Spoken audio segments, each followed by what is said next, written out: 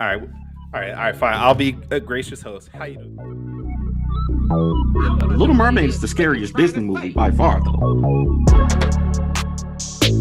Why the hell is Ace Blade in your Kickstarter? Some comics. I'm getting controversial today. We're gonna get controversial today with my proudest moment is this interview and being able to talk to you two.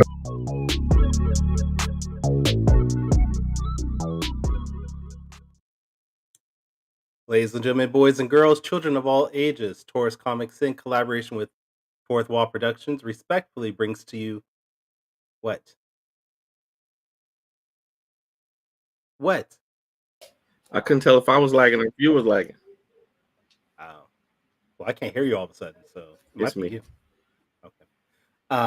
Respectfully brings me. to you the 123rd episode of the Four Tales podcast. I'm your host, Kyron Silva, Dan, and together we are your two award-winning Blurred comic creators here to help you find your next favorite comic. We are live on the Age to Geekdom network via Facebook, Twitter, Twitch, and YouTube.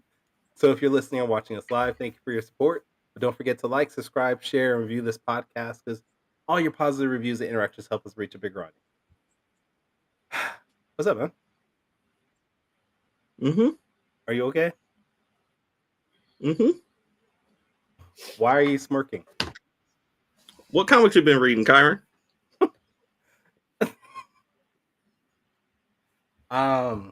This week I read the Milestone Compendium Volume 1. That's basically all I've read all week. And it's just brought back so much nostalgia. It reminded me of the things that got me into comics. Mm-hmm.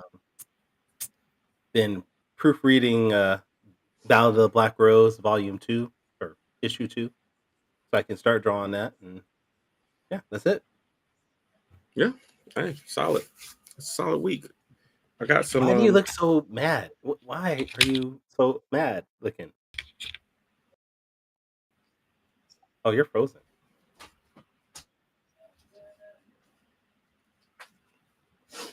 Can you see these? Yes and no. You're very pixelated all of a sudden. All right. Can you see these? Danny's trying to show something to us, but okay. Oh. I see what you got. See? Did you print Got that some out from your amazing computer? artwork. Yes, I did.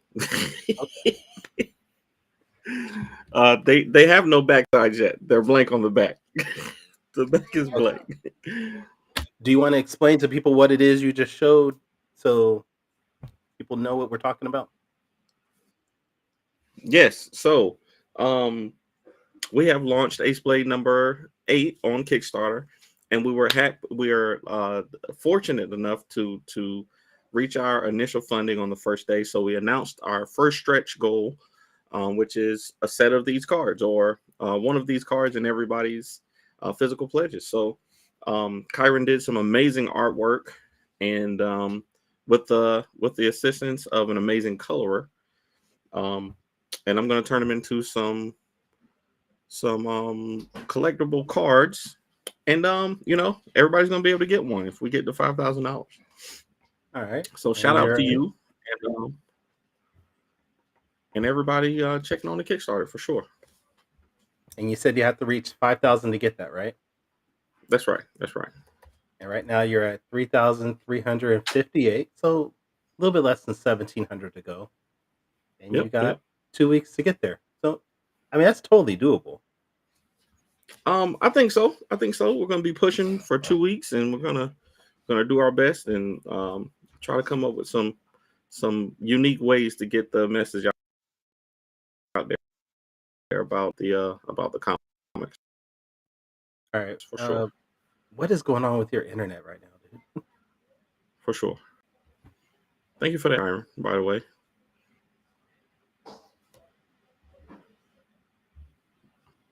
Can you hear me at all? I don't know what's going on, man.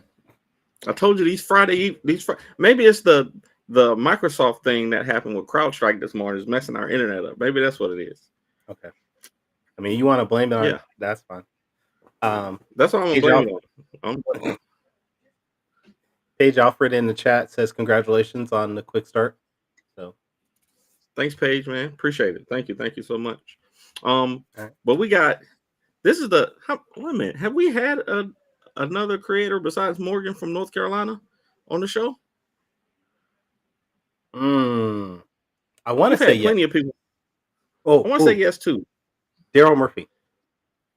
Oh, yeah, that's right. We had Daryl Murphy on. I did the in-person interview with him. He's down in Fayetteville. Wally's been on. Morgan's been on. They're both here in North Carolina. But today we have the illustrious dad / partner / bassist / writer / blurred / badass, a veteran of the U.S. Coast Guard. Our guest is a writer, an editor, a producer, and a Grammy considered songwriter with a compulsion for creativity. He is also a B.E.A.M Award nominee.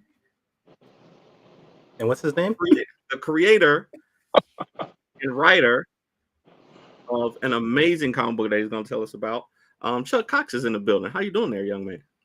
I'm good. Thanks for having me, fellas. No, it's our pleasure to have you on.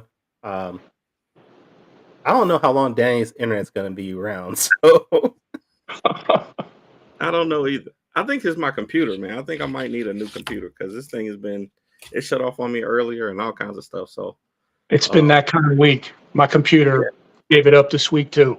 Yeah, I don't know what's going on, but I got a lot of stuff on here that I need to back up before that happens. So I needed to last for about 3 more days at least. How you doing, Chuck? I'm good. How about you guys?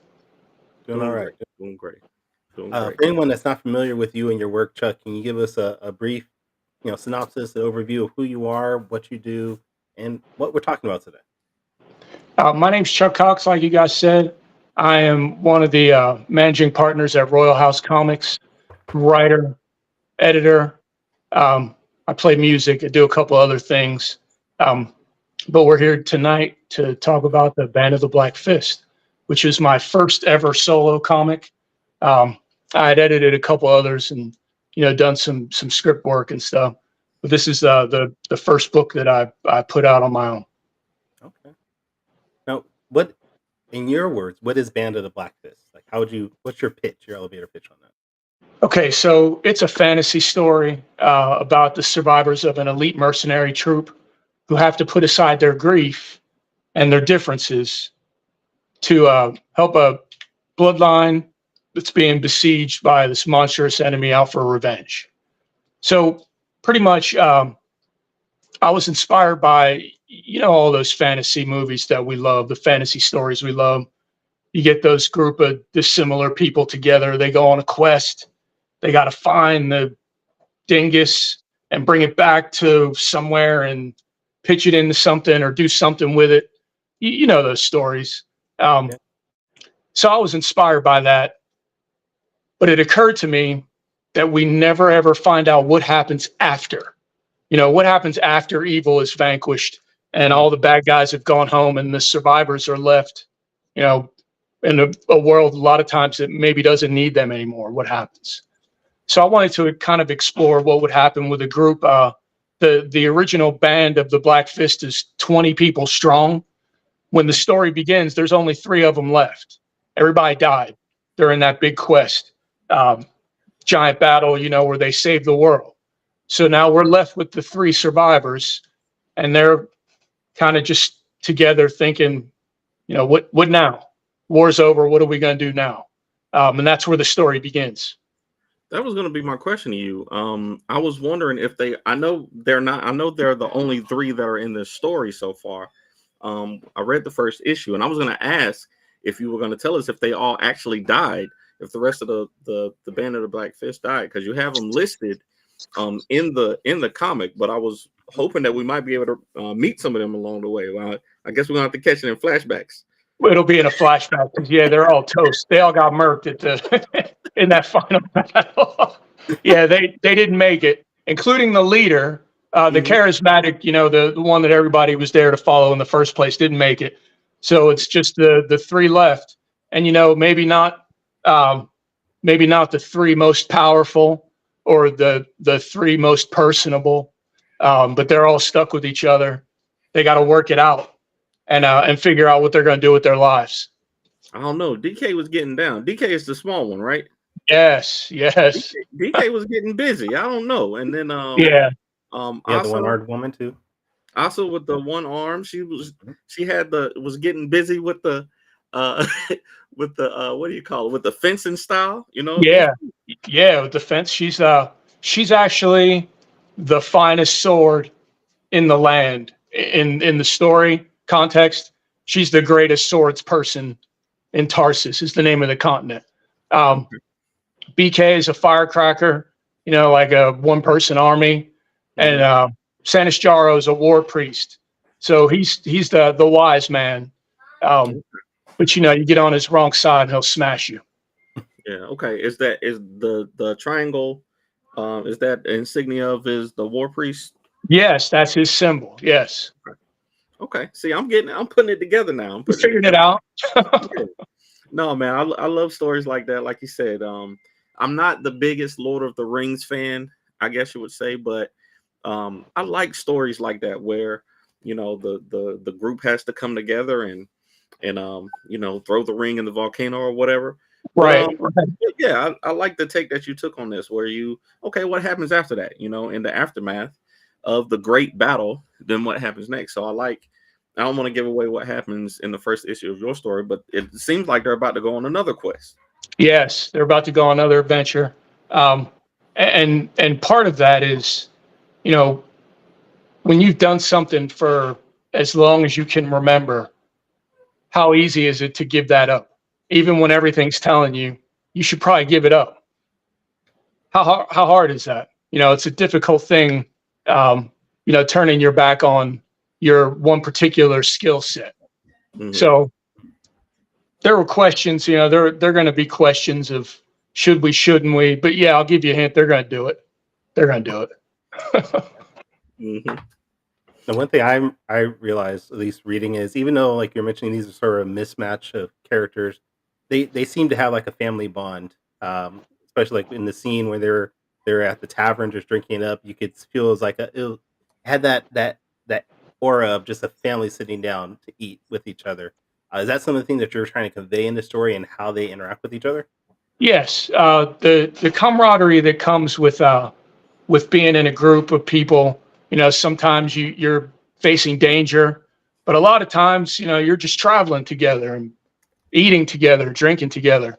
So there is an element of it, like a little bit of sibling rivalry, a little bit of that thing. But yeah, that was something that I really wanted to convey with that particular scene, because that's really the first time they sit down and almost discuss what's happening. One of them is like, "It's over." Look around. Everybody's gone. It's over. Yeah. And then the other, they're just trying to figure out, like, what do we do? What do we do? Exactly. What do we do now? Oh, well, hey, here's this guy. He's got another job for you.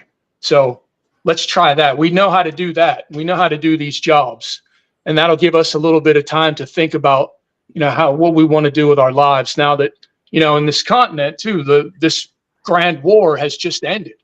So everybody's like still celebrating the end of the war.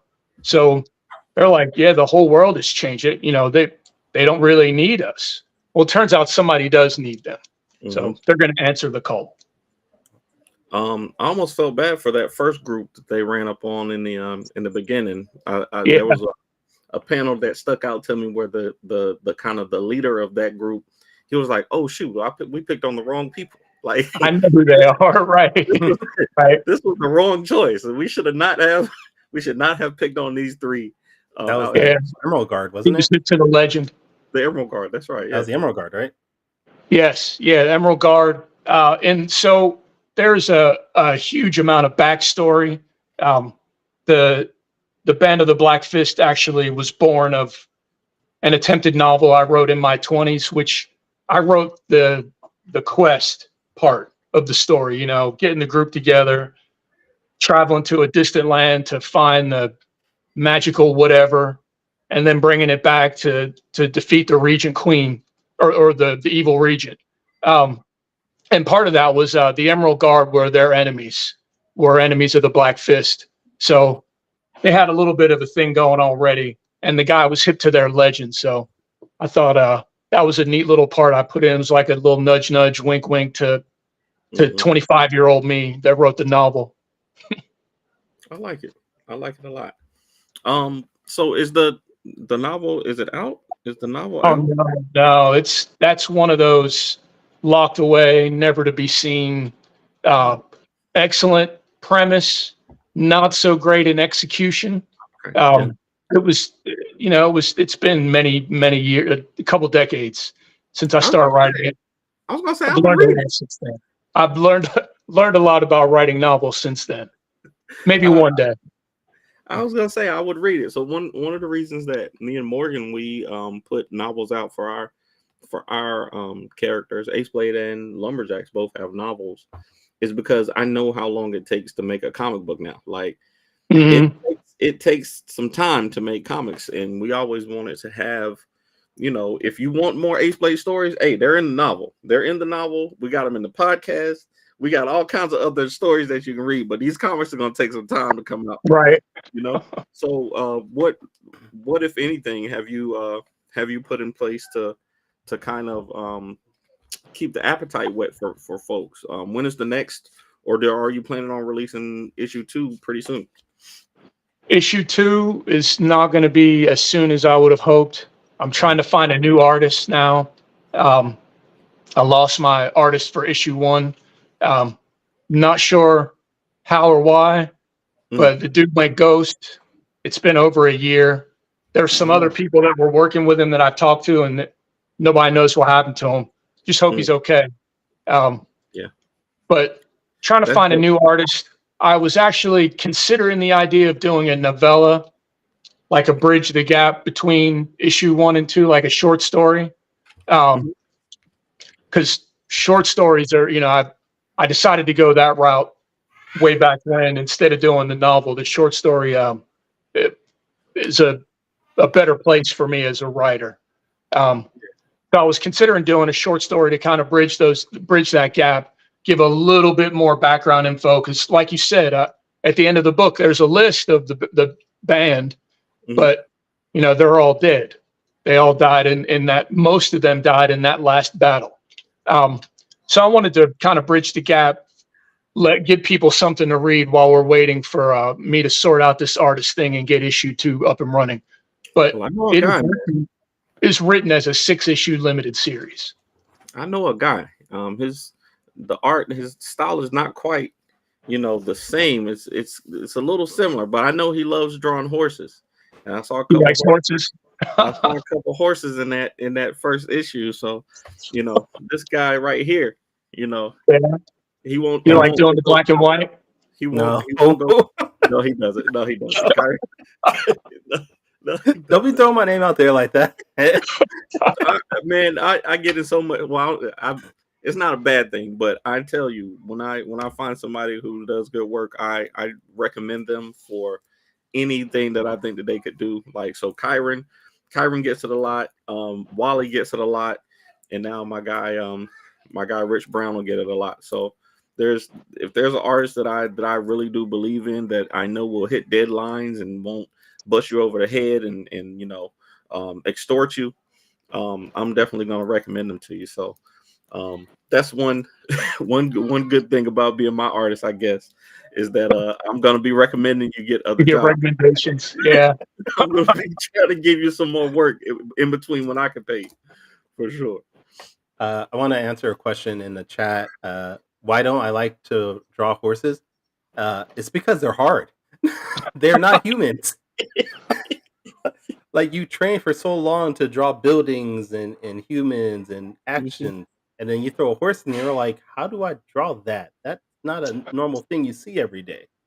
And they're weird shapes. So since we're on the subject of art, you mentioned your book is in a black and white, which is not necessarily unusual for a comic, but definitely fits this genre. What was the reasoning that you wanted to keep it black and white instead of doing color? It was largely a genre choice. Growing up, I was a huge fan of like as I was discovering comics in earnest. I was also reading those magazines, the Savage Sword of Conan and stuff. Mm. And they were always in black and white. So it always kind of stuck in my head that fantasy stories of this type should be in black and white. When I got the opportunity to, when I was first getting hooked up with the artist, I said to him kind of casually, like, yeah, when you get this done, we can look at the color palette and do a color test. And he kind of laughed. But I was like, I don't get it. What's funny? He's like, I don't do color. I just do black and white. I thought, well, there it is. There it is. I'm just doing black and white. So there's an element of it to me that I think it gives it kind of gravitas to the story. I just like how it looks. I like seeing books in color, but the aesthetic, the visual is always interesting to me. I want to see it in color. I ain't gonna lie to you. I want to see. I like. Yeah, you want to see it in color. I want to see the goblins and I don't know what creatures those were in the end. The lizard looking. Yeah. In the end, like I want to see them in color, but I understand. I do understand for sure. Grayscale is pretty cool too. So yeah, grayscale is cool. Color's great. Color is great, but grayscale is cool. It's got character. Absolutely does. So, but you said it's a scheduled for six issues. I have 6 issues written, beginning to end. The story completes at issue 6. Not counting the novella, the bridge novella. But yeah, it's a 6-issue story. Okay. I always try to write when I'm writing comics. I always try to write with an end in mind. So, I might be working on issue 1, but my outline is for 8 issues to finish. To finish the arc. So I always try to work in completed arcs, and it was important to me to be able to know where they were going. And what was going to happen to them as I was introducing them to people. I want to know what's going to happen at the end of their story before the beginning of it even begins. And I've always kind of written that way. That's part of my process is, getting to the end. Sometimes you got to work backwards to it or from it. But I wanted to make sure I knew where they were going. That way I can leave little Easter eggs or foreshadow things and that kind of stuff. But it is a complete story, a complete arc. Specs, just to answer your question in the chat, what about dogs? I like drawing dogs. They're actually easier than horses. How much easier are they?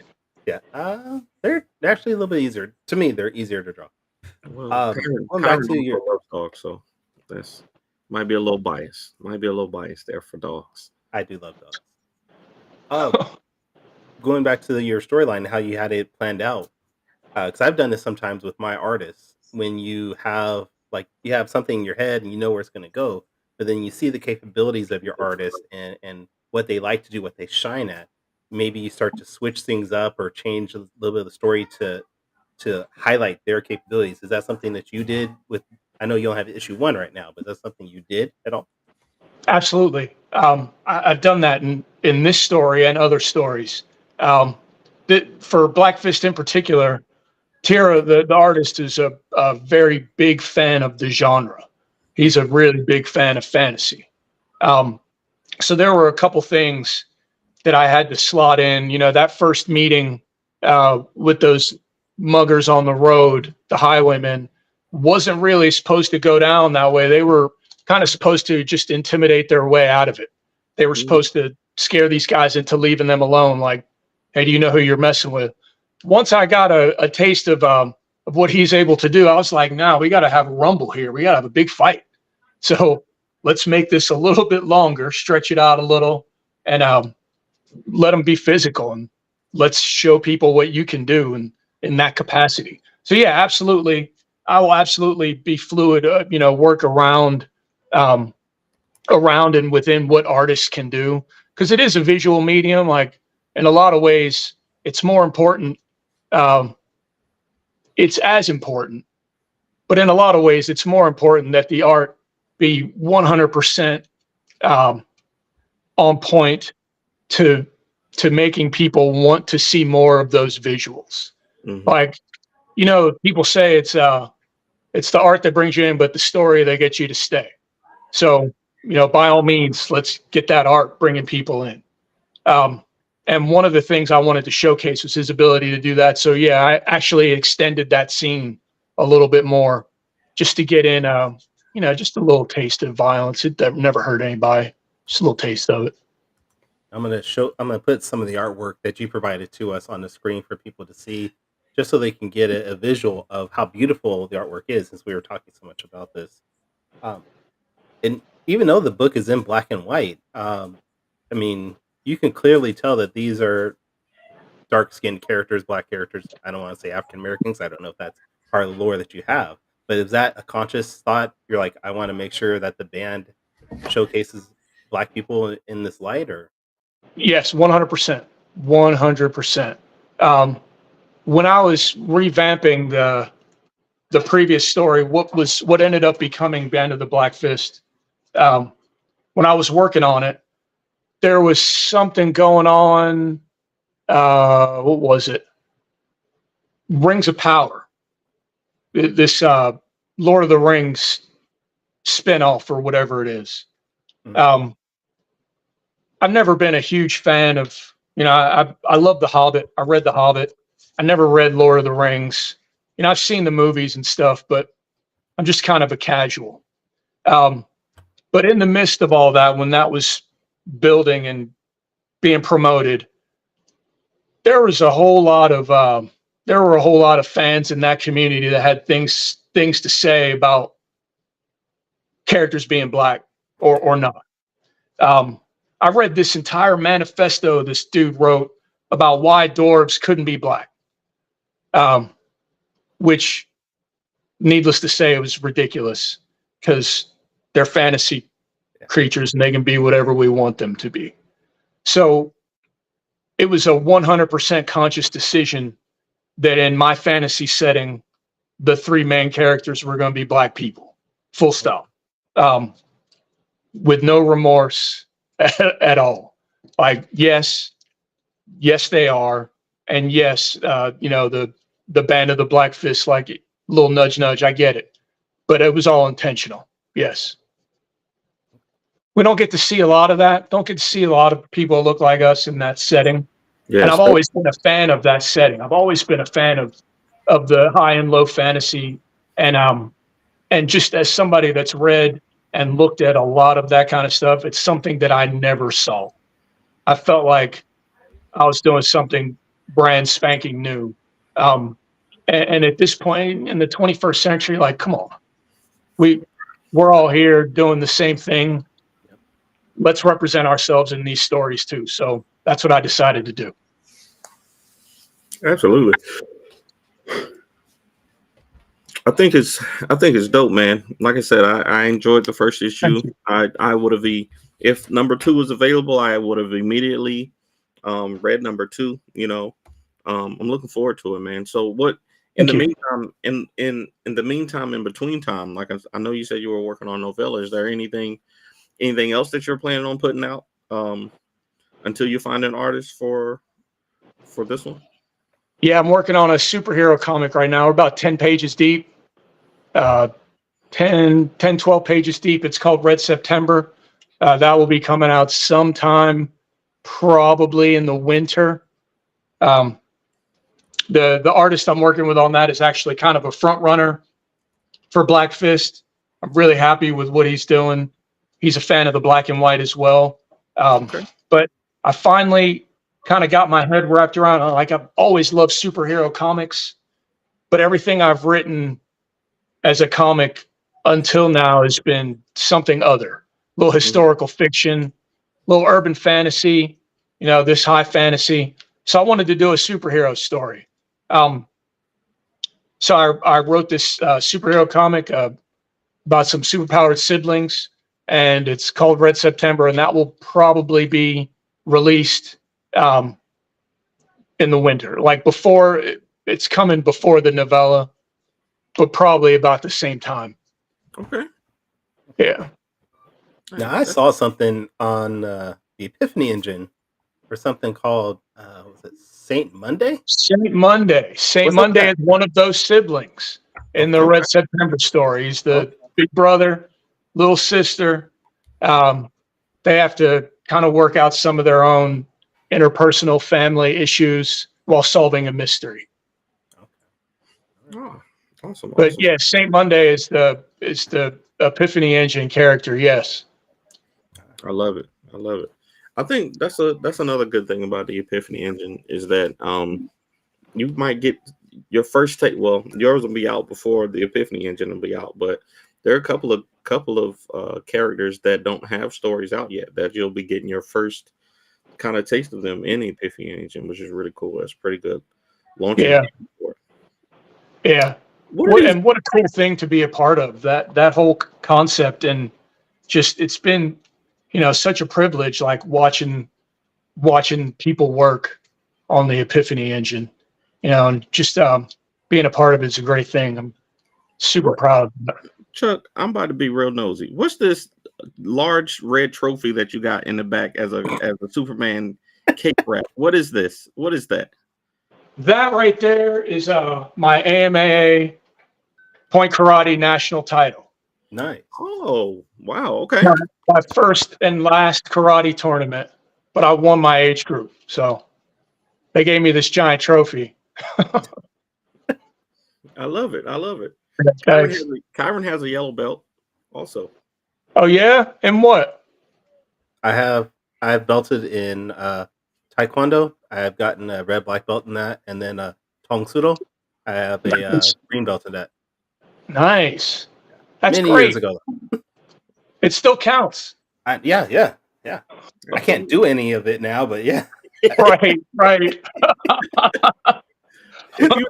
If you stretched for two, you got to limber up for a little bit first. Sure you can get back into it, Kyron. Yeah, that's what happens when you get old. Like your body just freezes up when you try to do things.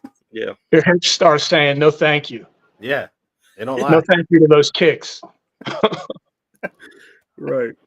So, I know you spent some time in the military too, right, Chuck? Yeah, I was in the Coast Guard. Coast Guard. Okay. I'm not gonna joke on you. I was in the Army for a while, so yeah. the tradition is that I would joke on you, but I everybody that I served with was excellent at their jobs, man. It was even when I was in Iraq and we had to deal with the meatheads, the Marines, and the Air Force. My little brother went into the Air Force, and I was the one who told him to do it. So, I said I was like, Marcus, you don't want to sleep on the floor, and you don't like doing push-ups, so just go to the Air Force. So go to the Air Force. Yep. I think the whole team is important for sure. But thank you for your service, man. And I think it's about time for quick takes, though. Are you ready? Ready, Kyron? I'm ready. All right, let's do it.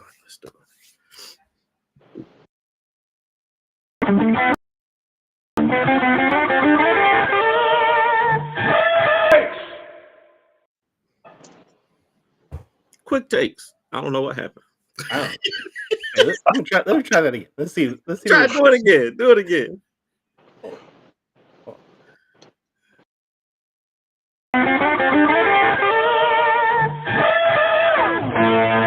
Quick takes. I need to hear it. I need to hear the quick takes at the end. Okay. So is that better for you? There we go. I feel better about it. All right, Chuck. So if you've never seen the show before, Quick Takes is a rapid Q&A session that we do with our guests to grill them on their deepest, darkest secrets from the internet. Okay. Okay. I'm going to give you five. We're going to have 5 questions. You're going to have 45 seconds each to answer them. And these are just questions to let people get to know you a little better. All right. So following up on my question about you in the Coast Guard, I want to know what kind of things did you learn in the military that you may have applied in comics? One of the big things I learned in the military was planning your shit out. So if you have something you got to do, don't just get up, get out of bed, start going to work. give yourself a list, like a flow chart. One of the things that I do a lot in writing is I do a ton of outlining. By the time I get to my first draft, it's like the third draft because I've already written it by hand 3 or 4 times prior. So the big thing I carried over from my service days was make yourself a list because you're not going to remember all the steps. Go ahead and write it down. And then that way, at the end of the day, when you feel like you didn't get enough accomplished, you got something you can look at that tells you exactly what you got accomplished. See, maybe I should have went to the ghost card because I didn't learn that. or I probably learned it, but it didn't stick. It didn't stick. Yeah.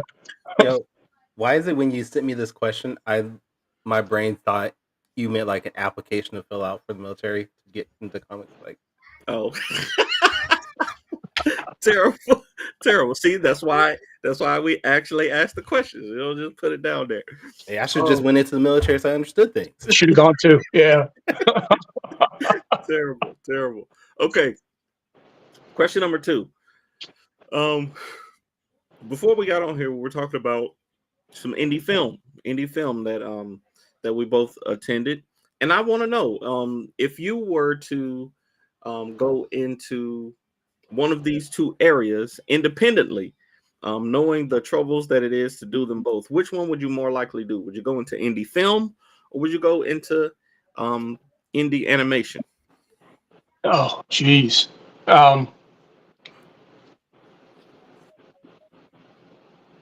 I can't do both. No, just one. Just one. I think I would go into indie film, and that's only because I already have a foot in that world. So I have a little bit of a head start, and like you said, knowing all the trials and tribulations that go with it, I'm just now starting to kind of figure out the lay of the land. So if I went into indie animation, it'd be like starting over again. I'm still learning I've learned to deal with actors and other producers and directors and that kind of thing. So I'd say indie film. Okay. I like it. And as a follow-up to that question, maybe you'll go in the same direction, maybe you won't.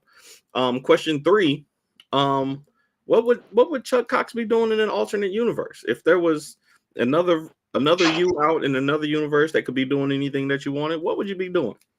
In an alternate universe, I would have started writing comics 20 years ago. 20 years ago when I loved comics, 30 years ago when I loved comics, 40 years ago when I loved comics.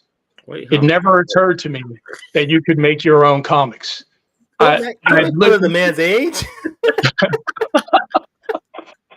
I lived in this world that told me, no, you got to get permission. It's got to be Marvel or DC or it doesn't exist. Right. Now that I know that's not true, I wish that I'd been doing it all this time. Right. I wish that I had 15, 20 years deep, like an Advent Comics, like a Stranger Comics. I wish I'd learned that lesson a little earlier.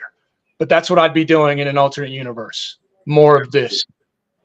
Absolutely, man. I tell people all the time, like I didn't start reading comics until I was an adult, but I watched every cartoon that was ever created, as a kid. Anything that I could see that was superhero based, I was watching it.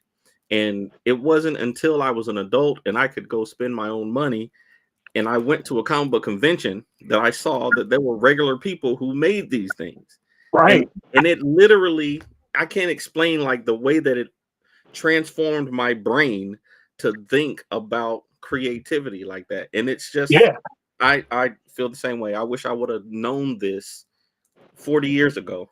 I wish I would have been born with the knowledge that I could make things. You could make your own. Right. I would have been making them forever. I would have been making stuff all along. So you don't have to ask permission. You can just make it. You just make one. Absolutely. Okay. Question number 4. Now, this is one that we ask a lot of creatives when we come on the show. So in 45 seconds, I want to know, in your opinion, what is the best part of creating and what is the worst part of creating? The best part of creating is that first moment that you get some, lines of text returned to you as a visual piece of art. That's the coolest thing ever, because you just wrote some words and now it's turned into this amazing action and motion and artwork. That's my favorite part. My least favorite part, the worst part, is getting the funds together to do all of those things. I'm new to crowdfunding. We're actually getting ready to launch our first Royal House Kickstarter. Nice. So we'll see how that goes. But funding is that's a challenge. Okay. Hey man, let me know when you are headed up for the Kickstarter, man. I'll do my best to help in any way. I will. Thanks. We got our pre-launch page up in a day or two. Okay. Excellent. Yeah, man. Send me the links and definitely I'll talk to you offline about it for sure. Excellent. Okay. So question number 5. We always have our guests do a top 5 list off the top of their heads for the 5th question. And I saw in your bio that you're a bassist, that you play bass. Yes. I play drums. I play a little piano and I can play a little bass also. So I wanted to know, in your opinion, what are your top 5 musical instruments? Oh, my top 5 instruments. Number 1, bass guitar. Number 2, cello. Ooh. Number 3, trumpet. Number 4, got to stay in the rhythm section with the drums. And number 5, it's one of those things you look around enough and everybody you know plays it or knows somebody that plays it or wants to be able to play it, but it's a great instrument to have, and everybody should try to play an acoustic guitar. Just a regular acoustic, not electric, nothing fancy, no frills. Man. Just a regular old acoustic guitar. It'll soothe your mind. Can we talk about the fact that he didn't even take a breath and already had that laid out, the entire top 5? Like, he's already thought of this before in the past. That's a real that man has dreamed about that top 5. Hey, you don't put a cello in your top 5 without some thought. Thank you. Right. That's because I've been learning it. I've been learning to play the cello. Oh, really? Yeah. I love it. Yeah, man. A good acoustic guitar, man. Well, I can only play one thing on the guitar, but that one thing is enough. Every time I see a guitar, right? You got to play it. I'm gonna pick it up. I'm gonna play that one thing I know how to play. It's great. It feels great every time. Every time. Play the guitar on Guitar Hero. I've never tried Guitar Hero. I've heard it's great though. Man, I wish Activision would bring that game back so fast. I played it when I was in Iraq. Actually, I played the drums in real life. So they were like, "Hey, Danny, get on the drum. Quick, get on the drums." Okay, I'll try it. Man, I loved it so much. I love that game so much for sure. Thanks for doing that. Quick Takes this week is brought to you by Gemini Mailers. Go on GeminiMailSupply.com and use the coupon code AceBlade to get 10% off of your order. Appreciate you doing that for us, Chuck. Thanks for having me.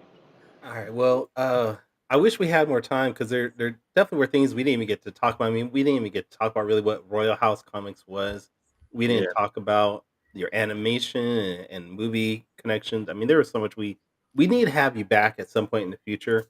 But Age of the Geekdom is going to kick us off in like 10 minutes or so. So we got to end the show, unfortunately. But we want to make sure people follow up with you and, keep up with your work. So where are the best places for people to check you out online? You can find me on the X, on IG, at It's Only Chuck. And if you want to join my mailing list, I'll send you a free comic. It's itsonlychuck.com. So you can come see me there. See me on all the socials at It's Only Chuck. And Patreon, right? And Patreon, yes. Patreon too. Definitely on Patreon. All right. Well, Danny, where can people check you out? Best place to find me right now is on Kickstarter. Aceblade number 8 is live on Kickstarter.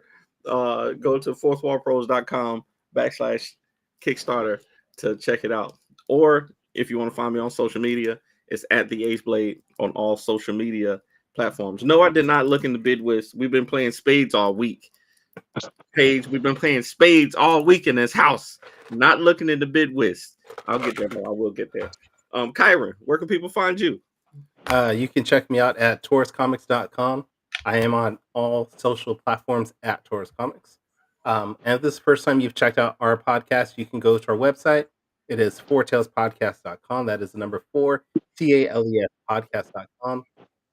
Oh, we showcasing. Hold on. We don't wait. Leave it up. Look at that. That's my sketch cover right there going. Nice. You're doing a good job, Danny. I'm working on it. It's like sculpting. I got to keep sculpting. There you go. That's all it is, man. That's all it is. I'll keep it up. I'm excited to see what you come up with on that. But I do want to give a special shout out today to my son, my oldest son. He is turning 21 this weekend. So happy birthday. I love you, son. And yeah, hope you don't get too stupid. That's what happens when you get 21. But anyways, join us next week. We're gonna have an episode that's all about Ace Blade, apparently. All about Ace Blade. We're gonna talk about the Kickstarter that's going on and all the great rewards that guy has. And yeah, so join us next week. Hopefully at this time. I don't know. Danny's complaining this time don't work for him either. So hopefully. It's late. Late. Hey, Paige, happy birthday to your daughter. So anyways, until next time, sayonara, goodbye, and everyone, please take care of yourselves.